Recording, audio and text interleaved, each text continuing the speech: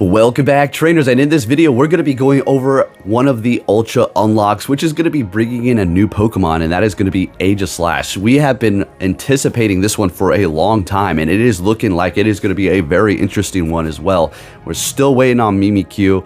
You already know they're going to be dropping that with a ticket. You're going to be paying for it. Might even just be like a one and done kind of a thing too. But hey, we're getting a little ahead of ourselves. Let's go ahead and focus on this event here.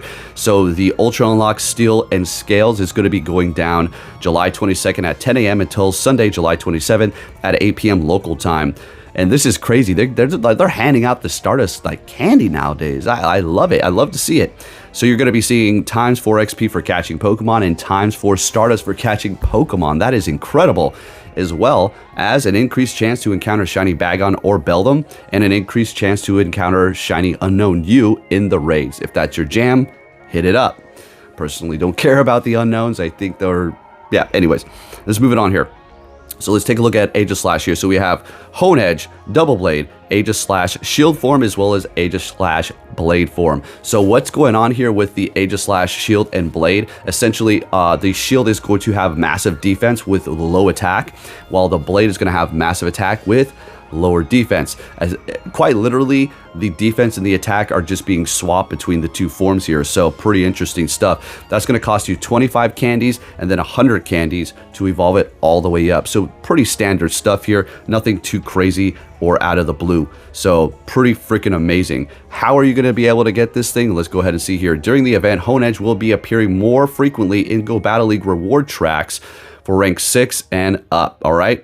It will be appearing more frequently in the pay track. So if you're using a battle pass, or should I say a raid pass in Go Battle League, you will have a higher chance to encounter this Pokemon than if you're going down the free track here, which is pretty standard stuff. After the event, Hone Edge will be appearing in Go Battle League rewards track starting at rank 16, and will appear more frequently in the Premier track. Standard stuff.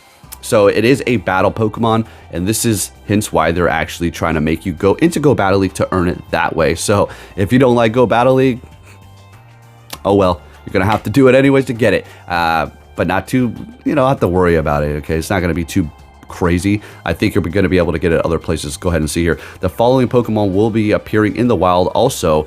For the first time in Pokemon Go, you'll be able to encounter Shiny Rookidee if you're lucky. So... didn't it win the Community Day pick? Am I losing my mind here? Rookidee was picked for the Community Day. All right. So anyway, during this event, trainers will have an increased chance to encounter Shiny Bagon and Beldum. We already went over that.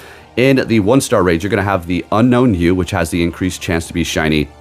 You have Gibble, Clink, Dino, and then you'll also be able to do the Hone Edge in the 1-star raids, okay? So if you're not down to do any Go Battle League, you're going to be able to get it right here in the 1-star raids, which is going to be pretty awesome. If you're looking for this thing to be some sort of extreme Steel or Ghost type Pokemon for you to attack in the raids, that's not it, okay?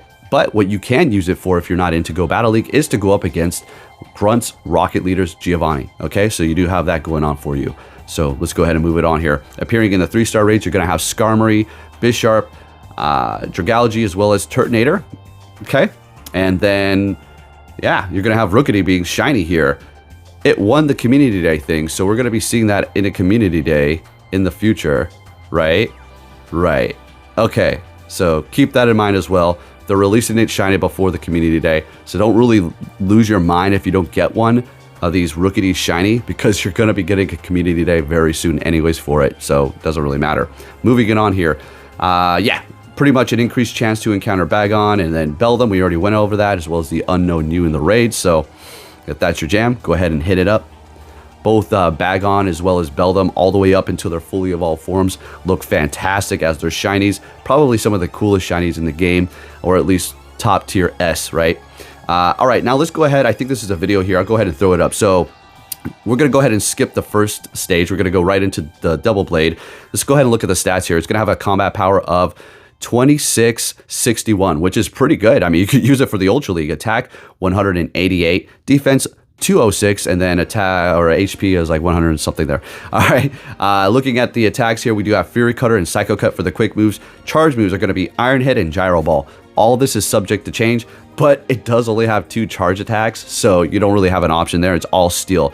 But taking a look at Aegislash, let's go ahead and see what we have going on here. We're going to have to hop into another site because they don't give all the stats here, or at least for the blade form, okay? So keep that in mind. We're going to have to go and take a look at that here in just a second. But taking a look at the shield form, as you can see, it's going to have a combat power of 1803, attack weak 97, and the defense is going to be off the charts. The attacks are going to stay the same for both the forms, Fury Cutter and Psycho Cut. Charge moves are going to be Flash Cannon, Shadow Ball, and Gyro Ball. So you're going to probably want to run, obviously, Shadow Ball. Maybe Flash Cannon too. Okay, so we'll have to see. But anyways, taking a look at it, it is going to be a Steel and Ghost type, so keep that in mind.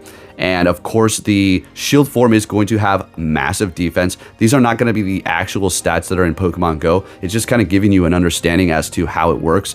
Quite literally, they're going to be flipped once you go into the attack form, and you will have 100 and, well, depending, it's basically just swapped there, but it will have very low defense, so it's going to be extremely squishy as it is in its attack form, so you have to keep that in mind as well.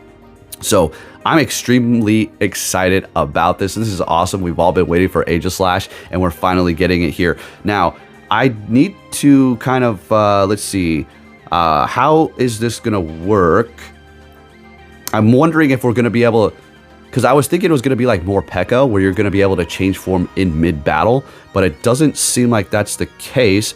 They don't really get into specifics as to how and what that is going to be doing here. You can use 25 Honedge candies to evolve Honedge into Double Blade, and 100 Honedge candies to evolve Double Blade into Aegislash. Let's see, note, not clear if both shielded and forms are going to be available. Okay, so we don't actually have all the details as far as that is concerned. So, you know, stay tuned. We'll have to see how that does work out. But there you go, folks. Just wanted to bring that information. Pretty awesome stuff. If you can give this video a thumbs up, that'd be much appreciated. And I'll be catching you all next time. Take care.